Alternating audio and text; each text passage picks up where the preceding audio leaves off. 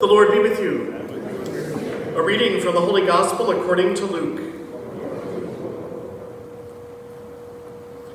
On a Sabbath, Jesus went to dine at the home of one of the leading Pharisees, and the people there were observing him carefully.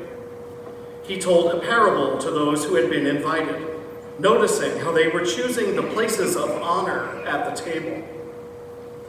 When you are invited by someone to a wedding banquet, do not recline at table in the place of honor. A more distinguished guest than you may have been invited by him, and the host who invited both of you may approach you and say, "Give your place to this man," and then you would proceed with embarrassment to take the lowest place.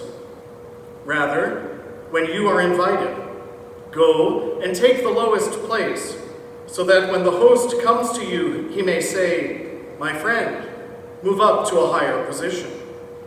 Then you will enjoy the esteem of your companions at the table. For everyone who exalts himself will be humbled, but the one who humbles himself will be exalted. Then he said to the host who had invited him, "When you hold a lunch or a dinner, do not invite your friends or your brothers or your relatives or your wealthy neighbors, in case they may invite you back and you have repayment. Rather, when you hold a banquet, invite the poor, the crippled, the lame, the blind. Blessed indeed will you be because of their inability to repay you. For you will be repaid at the resurrection of the righteous." The Gospel of the Lord. Praise to you,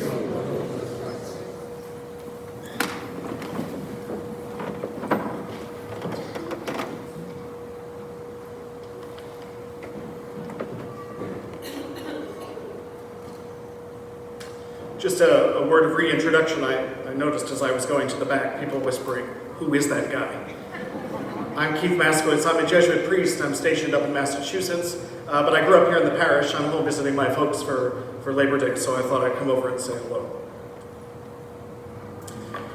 Earlier this week, we celebrated the memorial of St. Augustine, bishop and doctor of the Church, a giant in the history of Christianity.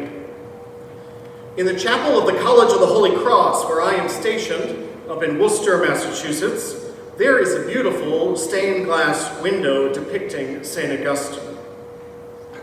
In it, he's wearing the robes and the hat of the bishop. He also holds in his hand a book upon which are written words that change the course of his life. It's the Latin phrase "tolle lege," which is translated as "take and read." Augustine recounts in his writings that he once heard a voice repeating those words over and over, and it inspired him to go home, to grab a copy of the scriptures off the shelf, to open to a random page, and to read what he found there.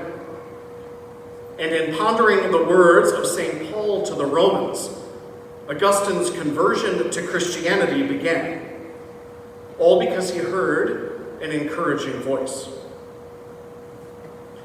Augustine was never able to locate the source of that voice, but there was a detail he always included when he recounted this moment of conversion. He always said that the voice that repeated "tolle lege," the voice that drove him to the one true God and to his Son, Jesus the Christ, the voice that set him on the path to redemption, he knew it was the voice of a child, and he obeyed it.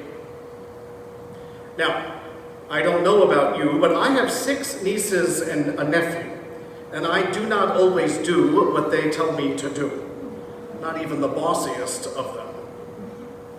And so I can recognize what a moment of humility that was, that St. Augustine both heard and then heeded the voice of a simple child, the voice of the most vulnerable among us, and the voice of the least powerful members of our society. My friends, humility is the not-so-subtle theme for this week's readings. We hear it in that selection from Sirach, that with humility we will find the favor of God. And yet, even as Christ provides a vivid parable of a dinner party for us, and he gives us some pointers on making a proper seating chart, it is the humble example of Augustine and the child's voice that I find so powerful this week. And perhaps that is because we have gathered for worship today following the tragic events of yet another shooting affecting children in our country. This time targeting a liturgy at a Catholic church and school in Minnesota. And the details that have been released are all as terrible as they are naggingly familiar. Young students made to cower with their classmates as bullets flew all around them, endless minutes ticking by as 2 children lay mortally wounded among more than a dozen others who were seriously injured. In these days that have followed, much has been made of the words of the shooter, who posted plans in a series of diaries and disturbing videos online. But as we contemplate the witness and value of humility this week, I am left wondering what the children, perhaps especially the 2 who were killed, Harper, age 10, Fletcher, age 8, those 2 and the several others who were injured, I wonder what they are trying to say to us, to our society, and to our culture. For just as the voice of the child that encouraged Augustine, saying, "Tolle lege, take and read," led him to put on the Lord Jesus Christ as he found it written in the words of St. Paul, I wonder how these modern, powerless, vulnerable children of today are encouraging those of us who are humble enough to acknowledge them and to hear and to learn from their terrible experience. Because it is not only the practice of humility, or it is only really the practice of humility that will allow us to hear more than the loud, self-serving voices of this moment. Indeed, it is only humility that allows us to hear the softest whispers, including the pleas of children, the grieving families, and the traumatized survivors. Because it is humility alone that slows us down just enough to listen past our own discomfort and past our own knee-jerk reactions. In Augustine's time, it was the child's advice to take and read that changed the course of his life. And I dare say it changed the course of the life of the church.